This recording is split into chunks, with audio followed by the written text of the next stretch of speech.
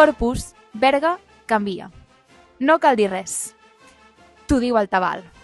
La Patum és molt més que una festa. És una herència viva de les processions medievals que els berguedans han guardat com un secret, ancestral, des del tabal fins a les guites. Aquesta celebració s'ha transmès de pares a fills com una part indiscutible de l'identitat local. Però aquesta joia cultural té una doble cara. L'any 2005, la UNESCO la va declarar obra mestra del Patrimoni de la Humanitat. Un orgull que, paradoxalment, ha portat la festa al límit. Berga, una ciutat de 15.000 habitants, veu com es dispara fins a més de 80.000 visitants durant aquests dies. La plaça de Sant Pere, l'escenari sagrat de la festa, sovint es queda petita.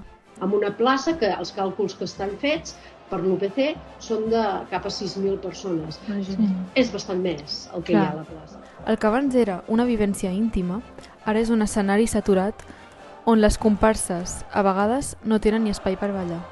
L'Àliga, jo tinc 55 anys i poder et dic que em fa 35, o per no dir-te 40, que no balla a la plaça. El turisme ha convertit la tradició en un fenomen de masses. Per tant, en l'actualitat, el repte ja no és només ballar, sinó protegir-lo. Fa uns anys és que realment sí que amb dades oficials no les tenim, però sí que se'ns ha massificat la festa i sí que la intenció és de posar-hi algun tipus de remei. Quin? No el sé. Jo optaria per la protecció seguríssim de les peces. I tanmateix, quan arriba la nit i esclaten els plens, el temps s'atura. Entre el foc i el fum, Berga recupera per uns segons la seva forma original. Perquè la Patum és identitat, però també responsabilitat. La difícil tasca de compartir una festa immensa, sense el seu cor es perdi entre la multitud.